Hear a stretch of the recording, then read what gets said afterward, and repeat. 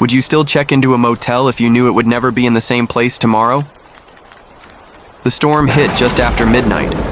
Rain hammered the windshield so hard it sounded like gravel, and the wipers on Daniel's old Ford barely kept up.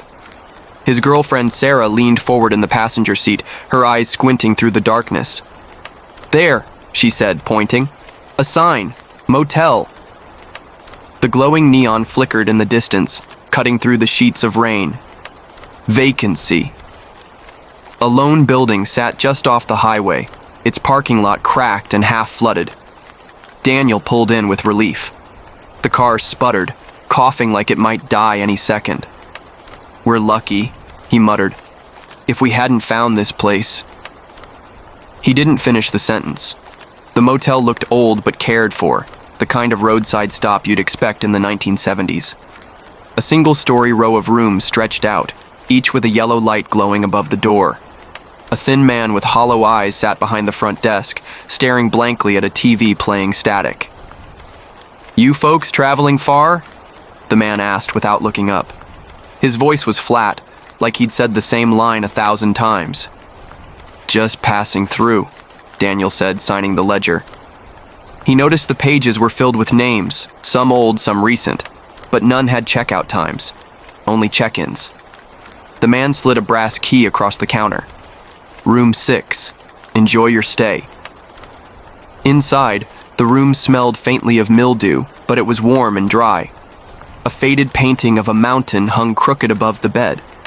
Sarah tossed her wet jacket on a chair and collapsed onto the mattress. "I don't care if this place is haunted," she said with a tired laugh, "as long as I can sleep." Daniel chuckled, though something about the motel unsettled him. Maybe it was the silence. Outside, the storm still raged, but within these walls, the sound was muffled, as if the building itself swallowed noise. He pulled the curtains closed, glanced once more at the parking lot, then climbed into bed beside her. Sleep came quickly. When Daniel woke, sunlight streamed through the curtains. The storm was gone. He rubbed his eyes, yawned, and nudged Sarah awake. "Come on, let's grab some breakfast and hit the road." They packed up, stepped outside, and froze. The parking lot was there. Their car was there. The motel was there. But everything else was different. The highway was gone. The gas station they'd passed the night before was gone. The trees looked different. Taller, darker, thicker, as if they'd been transported to some dense, unfamiliar forest. "What the hell?" Daniel whispered. He walked a few steps into the clearing beyond the motel lot. There was no sign of the road they had driven in on. Only endless woods, stretching in all directions. Sarah's voice shook. "Daniel, we were near Cedar Falls last night, right? Where are we now?" He didn't answer. Back inside the lobby, the same hollow-eyed clerk sat behind the counter, sipping coffee. Daniel slammed his hands down. "What's going on? This isn't where we stopped last night." The man's expression didn't change. He stirred his coffee lazily. "The motel moves," he said, as if it were the most ordinary fact in the world. "Always has." Sarah laughed nervously. "Moves? Like, what? You mean it's some kind of chain? Different locations?" The man's eyes finally met hers, and for the first time, Daniel saw something. Something cold, almost gleeful, flicker in them. "No," the clerk said. "This building, the land beneath it, the air around it, one place at night, another by morning, sometimes the desert, sometimes the mountains, sometimes..." He trailed off, sipping again. Daniel's chest tightened. "That's impossible." The man shrugged. "Doesn't matter if you believe it. You're here now. Breakfast is at 8. Sarah tugged Daniel's arm, whispering harshly, "Let's just get in the car and drive. We'll find our way back." They grabbed their bags, hurried outside, and climbed into the Ford. Daniel turned the key. The engine sputtered, roared, then died. He tried again. Nothing. Sarah gripped his hand. "It worked fine last night." The motel lights flickered, all in unison, as if in response. Daniel stormed back inside, but the front desk was empty. The clerk was gone. The static-filled TV buzzed louder than before. He slammed the bell on the counter, once, twice, 3 times. No answer. From the hallway behind the desk, a door creaked open. A whisper floated out, low and rasping, though the words were impossible to make out. Daniel stepped closer. "Hello?"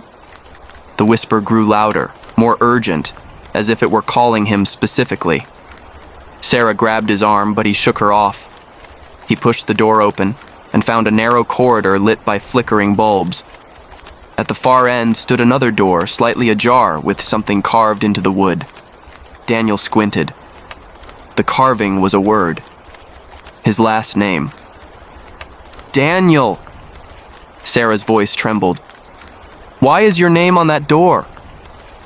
The name carved into the door was unmistakable. Miller.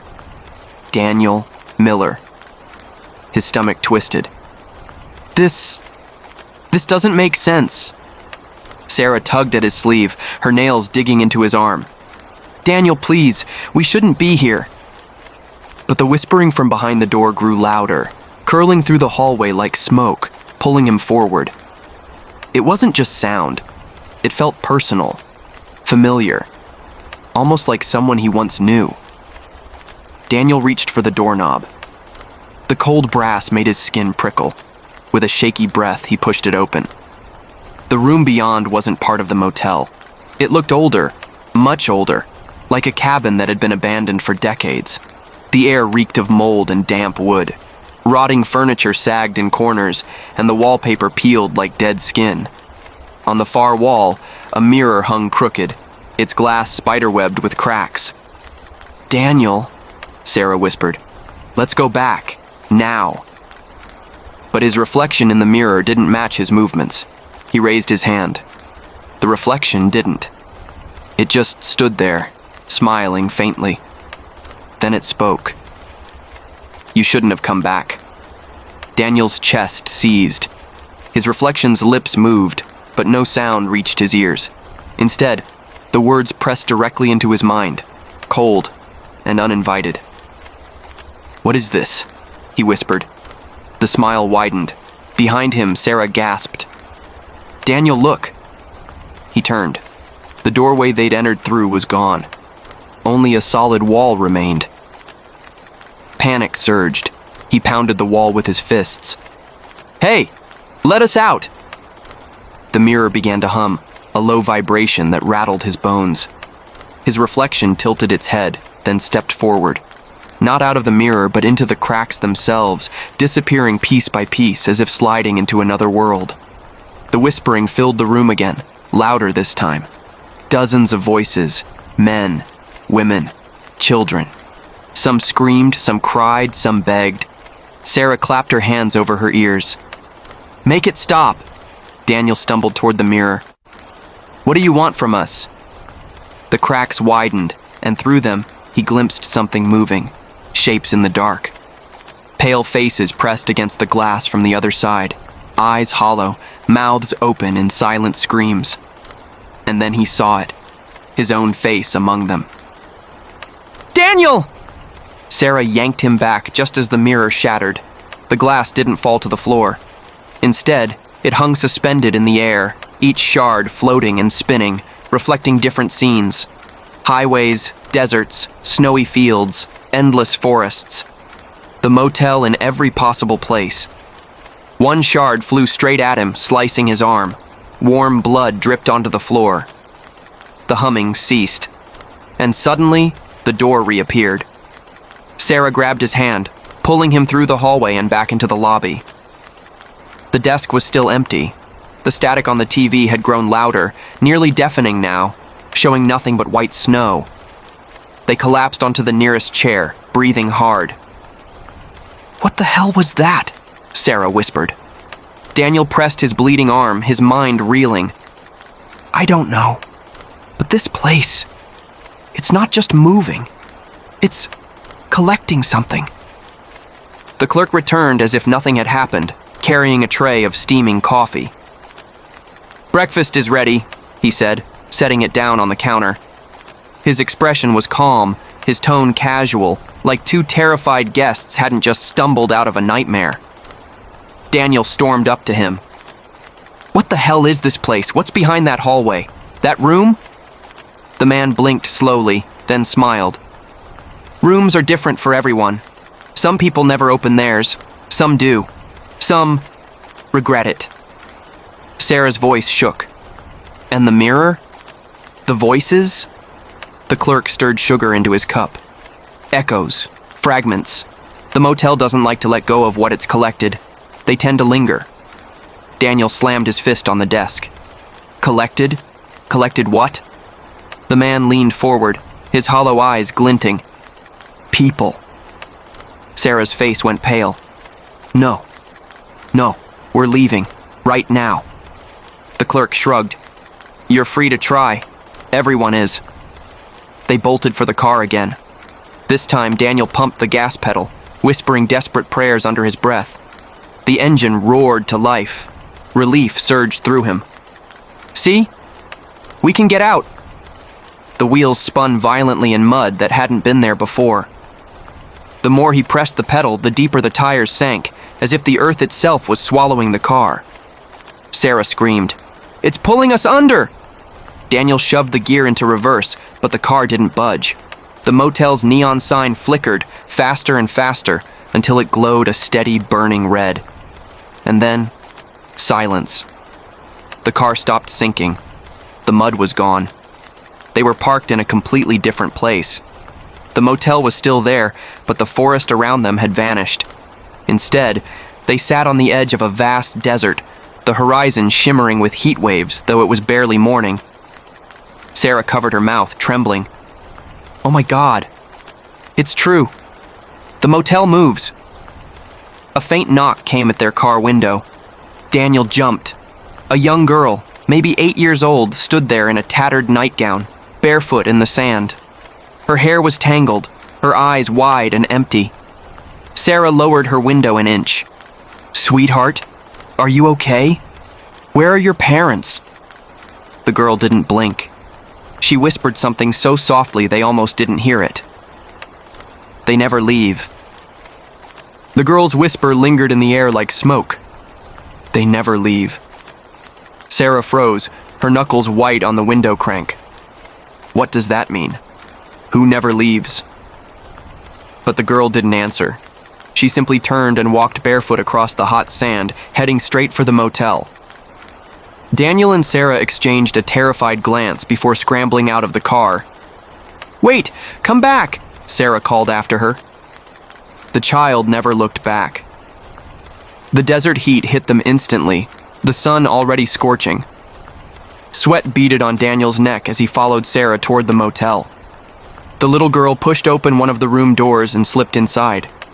They hurried after her, but when they flung the door open, the room was empty. Dust floated in the stale air. The bed was neatly made, untouched. Sarah's voice cracked. "She just walked in here. I saw her." Daniel scanned the room. Something caught his eye, a drawing pinned to the wall with a rusted nail. A child's drawing. Crayons on yellowing paper. It showed the motel. Each square door was neatly scribbled in, but in front of one room, a stick figure stood alone. Its head was colored black. Above it, in shaky letters, Room 6. The same room they had stayed in last night. Daniel's pulse quickened. "She's connected to our room." Sarah shivered. "Why? What does she want from us?" Before he could answer, the floor beneath them trembled. A low groan echoed through the walls, like the entire building was shifting in its foundation. Sarah grabbed his arm, her eyes wide. "It's moving again." They stumbled back outside just in time to see the horizon change. The desert rippled like water, blurring, melting, and suddenly it wasn't sand anymore. It was night. Stars burned in a black sky above a vast, snowy plain. The cold hit them like knives. Sarah hugged herself, teeth chattering. This is impossible. Daniel stared at the motel. Its neon sign buzzed faintly, casting the only glow for miles. The clerk said it moves. but he didn't say why. They decided to confront him again. Inside the lobby, the man was waiting, as if he had known they'd return. He sat perfectly still, sipping from his chipped mug. "You've seen the child," he said calmly. Daniel slammed the crumpled drawing onto the counter. "Who is she? What does this mean?" The clerk glanced at the paper, unfazed. "Guests leave things behind. Some leave luggage, some leave themselves. The girl belongs to the motel now, just like others before her." Sarah leaned forward, voice shaking with rage. "Others? How many? How long has this been happening?" The man's lips curved in the faintest smile. "Since the first night it appeared. The motel was never built, you see. It arrived, and it will keep arriving. Different places, different times, always waiting for the next traveler in need of rest." Daniel's skin crawled. "And what happens to those travelers?" The clerk set his mug down and whispered as though sharing a secret. "They stay." Before Daniel could press further, the lights flickered. The static on the TV flared to life, but this time, instead of snow, an image appeared. Daniel's stomach dropped. It was their car, parked outside. And inside, he and Sarah were sitting there, motionless, their faces pale and lifeless. Sarah stumbled back, choking on a scream. That's us!" The screen glitched, the image twisting and warping, before going black again. The clerk rose from his chair. His voice was colder now. "The motel doesn't like when guests resist." They bolted from the lobby, hearts racing. The snowy wind cut at their skin, but they didn't stop until they reached their car again. Daniel fumbled with the keys, but before he could unlock the door, he froze. The girl was back. She stood in front of room 6, her hollow eyes locked on them. Slowly, she raised her hand and pointed, not at them, but at the room's door. Sarah shook her head violently. "No! No way, I'm not going back in there!" The girl opened her mouth. This time, her voice was louder, though still soft and broken. "You have to see." Daniel felt the pull again, the same compulsion as before. "Sarah, maybe we should." "Are you insane?" she snapped. "We almost died in that hallway. We saw whatever the hell that was in the mirror." But even as she argued, the doorknob to room 6 turned on its own. Slowly, the door creaked open, revealing nothing but darkness inside. Daniel's breath fogged in the icy air. His legs moved on their own, as if something invisible was guiding him. Sarah grabbed his hand desperately. "Please, Daniel, don't." He looked back at her, torn between terror and curiosity. The girl's voice whispered again, floating on the frozen wind. "If you don't, it will never let you go." The door slammed wide open. A rush of air poured out, impossibly warm, carrying the faint smell of gasoline and burning rubber. Daniel's heart skipped a beat, because inside the room wasn't a bed. It was a road, a highway stretching endlessly into blackness, lined with flickering streetlights, and parked in the middle of it was their car. The room yawned wide before them, a black ribbon of asphalt stretching into endless night. The motel door behind Daniel hung impossibly in midair, a frame leading into a highway that could not exist. Sarah shook her head violently, clutching his arm. "Daniel, no, that's not real. It can't be real." But the smell of burning rubber and gasoline was too familiar. It wasn't just a hallucination. It was the exact scent of their Ford after long drives. And there it was, parked dead center in the middle of the empty road, headlights glowing faintly. Daniel's mouth went dry. "That's our car." The little girl still stood outside, her bare feet pressed into the snow, eyes hollow and pleading. "You have to see," she whispered again. Sarah's voice cracked with panic. "See what? What's the point of all this?" The girl tilted her head. "The end." Before Sarah could protest again, Daniel stepped forward. His foot hit asphalt, not carpet. The air shifted around him, warmer, heavier, smelling of dust and engine oil. The sound of cicadas buzzed faintly, though no trees lined the road. Daniel! Sarah screamed, but he held out his hand. Come with me, please! If this is the only way out, we have to try. Trembling, Sarah clutched his hand and stepped through. The motel door slammed shut behind them. The silence of the highway pressed in on them, broken only by the faint hum of their car's headlights. They approached cautiously. Daniel's fingers trembled as he reached for the handle. The driver's side door opened smoothly. The interior was identical to their car. Same torn upholstery, same crumpled fast food wrappers on the floor. But the dashboard clock wasn't right. It blinked the same time over and over, 3:17 a.m. Sarah gasped. That's the exact time we pulled off the highway last night. Daniel touched the clock, but it didn't change. Stuck. Frozen. He slammed the door shut. This is some kind of trick. Some sick game the motel is playing. A low rumble shook the road. They both spun around. In the distance, a pair of headlights flickered on. Then another and another. Dozens of cars appeared on the horizon, engines growling. The faint buzz of cicadas grew louder, blending with the roar of engines.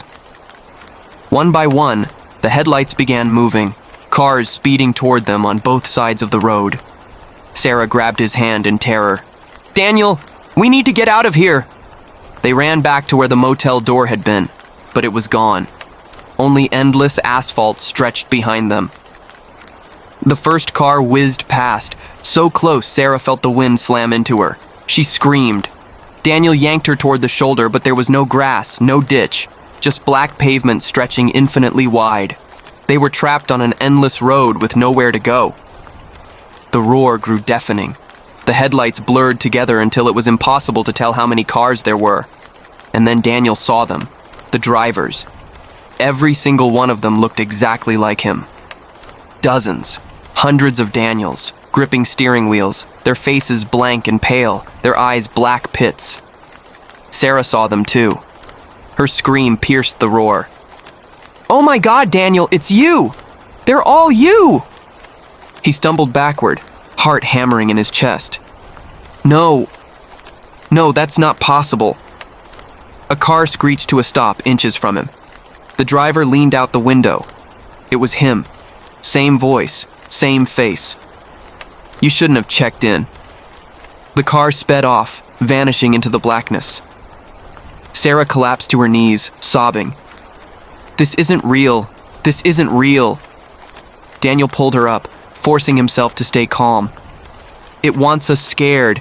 That's how it controls people. We can't give in. But deep inside, a seed of doubt twisted in his gut. What if these weren't illusions? What if every version of him was a guest who had checked into the motel before and never left? The cars kept coming, endless streams of Daniels, all staring, all hollow. The little girl's voice echoed faintly from nowhere and everywhere at once. They never leave. Suddenly, every car slammed to a stop at the same time. Engines cut. Headlights blinked off. The road plunged into total darkness. Sarah gripped his hand so hard her nails dug into his skin. Daniel, what now? A single pair of headlights clicked back on, illuminating the road ahead. The beam cut across the asphalt, landing on a door standing upright in the middle of the highway. The same door as room 6. The knob turned slowly. The door swung open, revealing not a room this time, but a flickering television screen. Static buzzed faintly. On the screen, Daniel and Sarah, sitting in their motel bed, fast asleep. Sarah's voice cracked. That's us last night. The static twisted, the image warping. Now it showed them outside, running through the snow, staring at the girl. Now it showed them here, on the road, holding hands. Daniel felt bile rise in his throat. It's watching us. The TV cut to black. A line of text appeared in pale green letters. Checkout, 3:17 a.m. Sarah stumbled back, trembling. Checkout? Daniel, what does that mean? Before he could answer, the ground beneath them split with a deafening crack. Asphalt peeled away like paper, revealing nothing but black void underneath. The road crumbled, stretching toward their feet. Sarah screamed as the pavement gave way beneath them. Daniel lunged for the open door with the flickering screen, dragging her with him. They jumped. You know that moment when you realize you've made a mistake too big to undo? That's what I felt as I pushed open the door at the end of the hallway. It didn't creak, didn't groan, didn't even whisper, just swung open silently, like it had been waiting for me. Inside was nothing. I don't mean an empty room, I mean nothing. Blackness so thick it seemed to suck the light from my flashlight. The beam didn't bounce off the walls or the floor. It was like shining a light into a mouth that never ended. "Don't step inside," Ellie whispered, clutching my sleeve. Her voice was trembling, but not with fear. It was like she already knew. But I stepped in anyway. The temperature dropped instantly, a wave of cold that made my breath fog in front of me. Behind me, I felt Ellie pulling back, but the room pulled me forward, like the air itself had hands, pushing me deeper into the dark. Then the door slammed shut. Ellie screamed and pounded on the other side, her voice muffled as though miles away. I was trapped, alone. That's when I heard it. Breathing. Slow, deliberate, inside the room with me. "Why did you open the door?"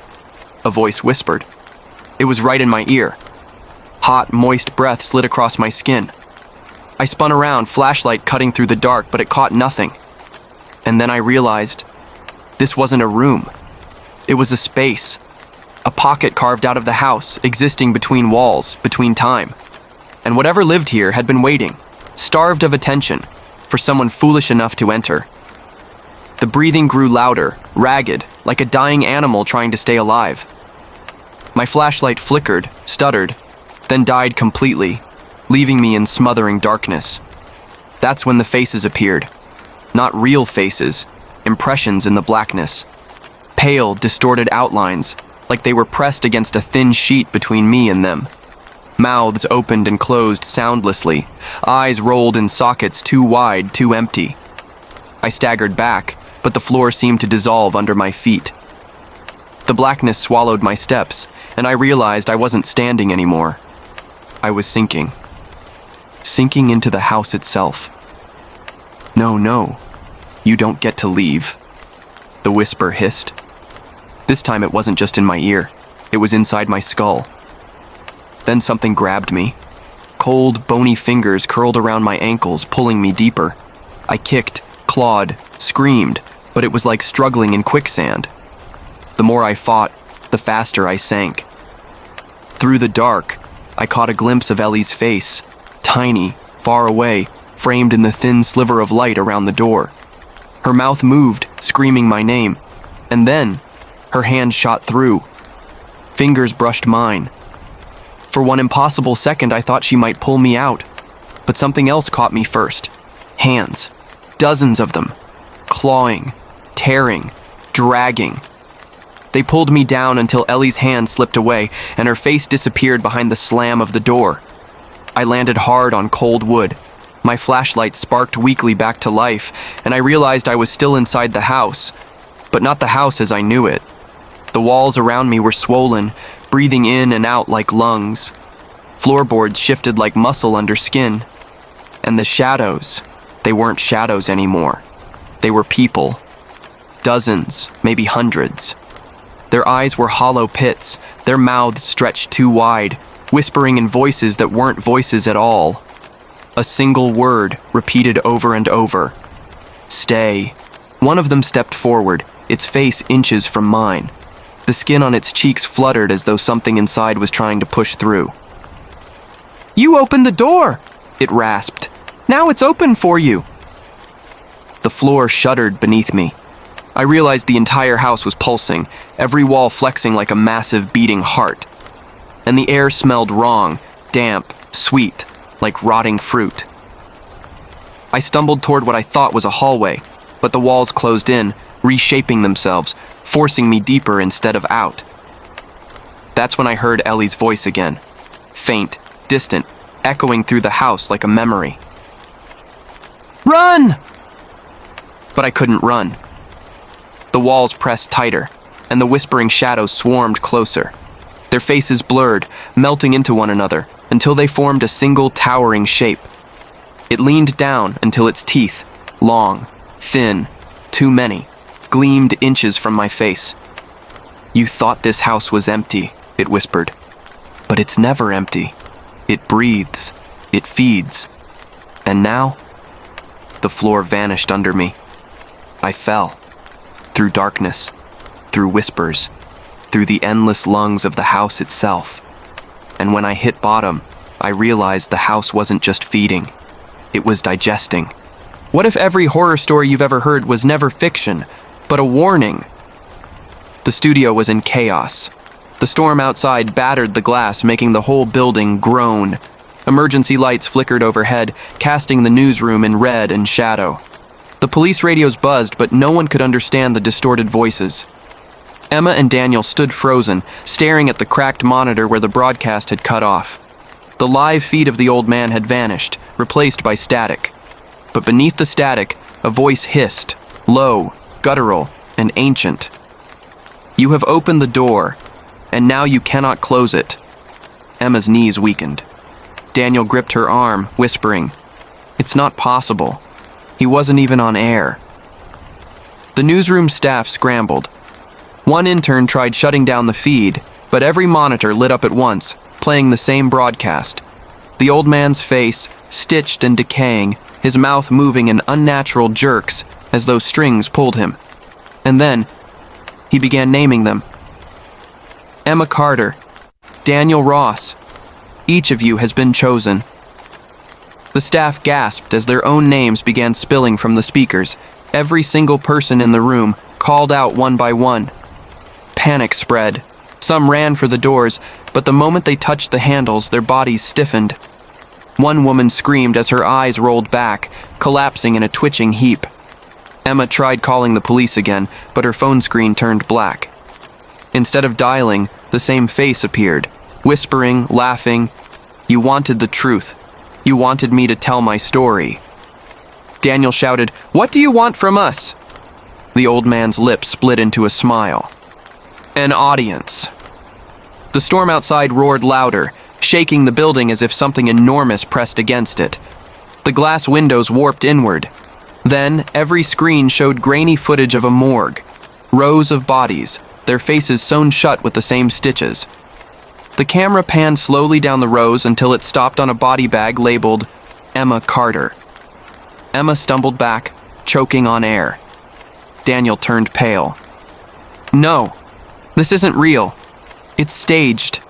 It has to be." But the bag on screen began to twitch. The zipper slid down by itself, revealing Emma's own pale face inside. Eyes closed, lips sewn. The stitched mouth slowly opened, breaking thread, and whispered, "Don't you see? You've been dead since the broadcast began." The newsroom plunged into darkness. Screams erupted, cut short by sickening snaps, as one by one the staff were dragged into the shadows. Emma clung to Daniel, their breaths ragged, hearts pounding. In the pitch black, the voice returned, right beside her ear. "And now, the final story begins." The emergency lights flickered once more. Emma and Daniel were alone. Everyone else was gone, vanished, as if they had never existed. On the central monitor, a headline appeared in bold red letters. "Live, the final broadcast, starring Emma Carter, Daniel Ross." Emma's trembling hands rose to her face. Her skin felt wrong, like wax melting under her fingers. She looked to Daniel, but his expression was twisted, his jaw unhinged far too wide. His eyes flickered like static. He was smiling. The old man's voice echoed all around them. "The truth isn't what you report, it's what you become." The screens went black. And somewhere across the country, people sitting at home in their living rooms gasped as their televisions flickered, broadcasting Emma and Daniel's final moments live to millions. The storm outside cleared. The world looked normal again, but in living rooms everywhere, people whispered the same question in terror. What channel was that? And no one could ever find it again.